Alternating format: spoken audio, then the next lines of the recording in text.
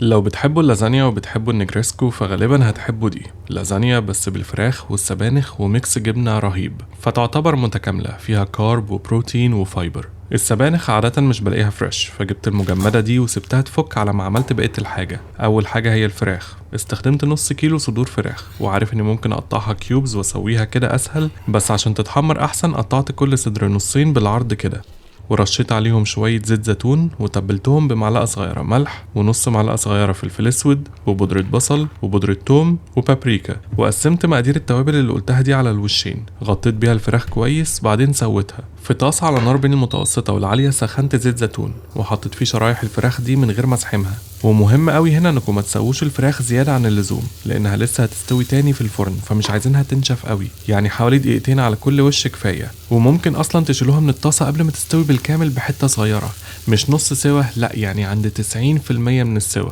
بعد ما سويت الكمية كلها هنا بقى قطعتها مربعات، شايفين شلتها وهي لسه جوسي ازاي قبل ما تنشف. بعد كده عملت ميكس الجبنة.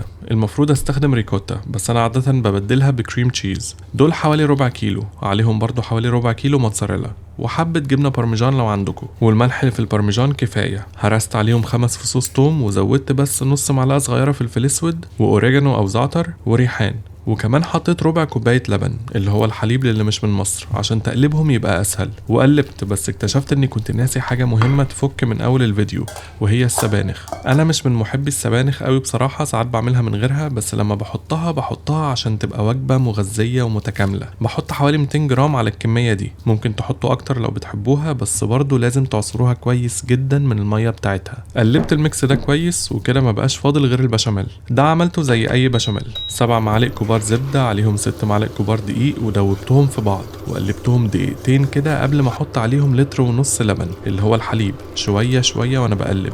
لما وصلت القوام البشاميل اللي انا عايزه، تبلته بمعلقة صغيرة ملح ونص معلقة صغيرة فلفل اسود ومكعب مرقة عشان يقوي الطعم. قلبت ودقت عشان اظبط الملح، وكده كل حاجة بقت جاهزة. في الطاجن اللي هعمل فيه اللازانيا حطيت من تحت شوية صغيرين بشاميل وزيت زيتون عشان المكرونة ما تلزقش. فوقيها حطيت لاير من المكرونة زي ما هي نية كده، وفوق اول لاير دي حطيت نص كمية الجبنة والفراخ وتلت كمية البشاميل بس. وحطوهم بأي شكل عشوائي، مش لازم ترتيب معين. وعلى فكرة في ناس بتعملها بنفس الخلطة دي من غير فراخ خالص، سبانخ وجبنة بس. فوقيهم بقى حطيت لاير مكرونة تانية، والنص المتبقي من الجبنة والفراخ وتلت تاني من البشاميل. بعد كده لاير مكرونة تالتة، وفوقيها آخر تلت البشاميل، وغطيت كل ده بجبنة موتزاريلا. بس قبل ما ادخلها الفرن غطيتها بورقة زبدة وفوقيها فويل، ودخلتها فرن متسخن على 200.